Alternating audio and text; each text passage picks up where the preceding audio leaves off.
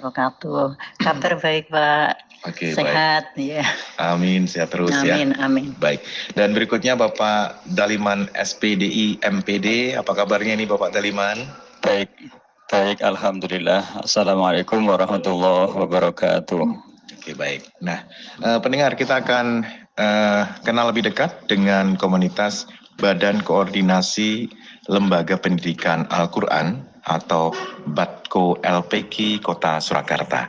Oke, pertama-tama saya ingin menyapa dulu ini sebagai kepala, maksud saya sebagai ketua BADKO LPK Surakarta, Bapak Daliman SPDI MPD. Oke, bisa diceritakan Bapak ini sejarahnya berdirinya Badan Koordinasi Lembaga Pendidikan Al-Quran BADKO LPK Surakarta, Bapak Daliman, monggo. Oh, terima kasih. Sebelum saya menjawab, saya ingin menyapa juga kepada semuanya para pejuang Al-Quran, semuanya saja, terkhusus untuk para guru ngaji, guru TPK, guru LPK seluruh Indonesia dan terkhusus Surakarta. Semoga sehat-sehat semuanya dan tetap semangat. Untuk berdirinya BADKO LPK BADKO LPK itu nanti bisa diceritakan Ibu Bunda Fanani, itu yang lebih tahu karena dari awal dari perjalanan BADKO Jawa Tengah itu Ibunda Fanani. Cuma dulu sebelum tahun 2020 itu namanya BADKO TPK, Badan Koordinasi Taman Pendidikan Al-Quran. Sebelumnya TPA dulu. Oh iya, dulu ada TPK, ada TPA. Kemudian tahun 2020 itu tanggal 8 November 2020 itu ada perubahan karena ini menyesuaikan dengan regulasi yang dibuat oleh pemerintah dan juga agar BADKO ini lebih luas. Kalau dulu terkesan itu yang dipikir, yang diurusi itu hanya TPA atau TPK. Setelah itu melebar jadi lembaga pendidikan Al-Quran. Lembaga pendidikan Al-Quran ini dari PAUDku, pendidikan anak usia dini Quran.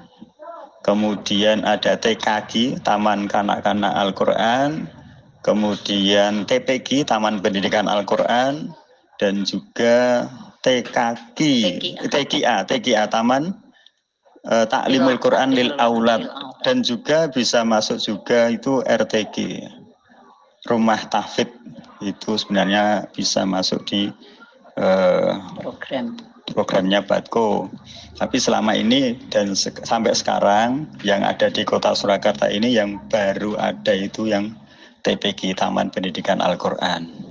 Itu dari saya, mungkin dari Bunda Fana ini bisa menceritakan awal berdirinya BADKO ini dari awal karena Warahmatullahi wabarakatuh. Waalaikumsalam. Mungkin saya hanya melengkapi kalau tadi Pak Daliman ngambil tengah ke ujung. Nah, kalau saya awal ke tengah ya Pak Daliman. Yeah. Jadi tadi saya nggak sempat buka-buka catatan ya. Tapi seingat saya BADKO untuk Kota Surakarta itu berdiri sejak tahun 87. 1900 bukan 2000 loh. Ya. Jauh. Sudah tua ya. Ya, sudah sepuh, saya sudah mau usia 70 tahun saya. Nah, itu saya membersamai didukung oleh Kemenak dengan teman-teman yang mandigani dari Kemenak dengan teman-teman yang di lapangan. Kemudian secara singkat ya, saya kemudian tahun berikut saya ditarik di provinsi juga. Nah, sampai sekarang sama Pak Daliman saya masih disuruh di sini dan masih di provinsi sudah 6 periode.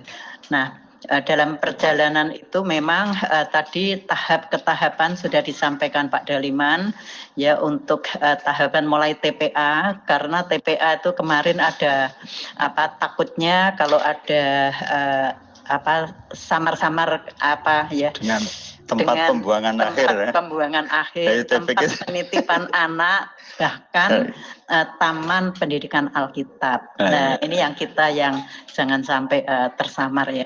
Kemudian akhirnya di provinsi diolah lagi menjadi TPG.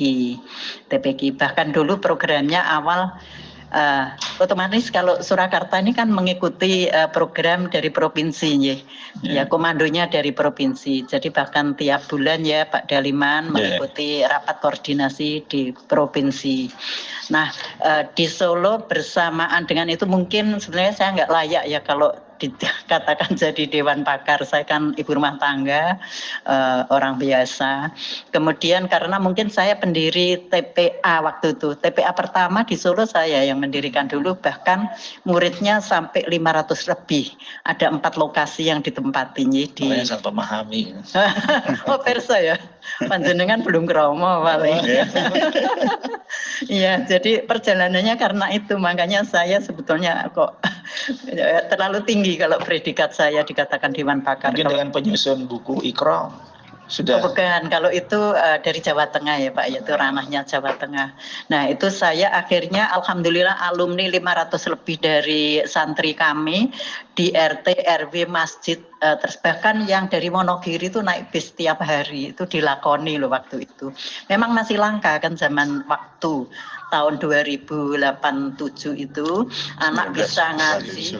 Ya, suatu anak bisa baca tulis, membaca ya, bukan baca tulis ya, waktu itu masih membaca huruf hijaiyah itu Masya Allah, itu suatu hal yang luar biasa saat itu. Kalau sekarang alhamdulillah masih langka ya. Ya, waktu itu masih langka. Makanya waktu bukan alumni ya, santri kami ada acara di Loji Gandrung, acara dinas di balai kota, itu ditampilkan sama Bapak Wali Kota karena merupakan syiar dan menunjukkan bahwa anak usia sekian ini loh bisa ngaji gitu.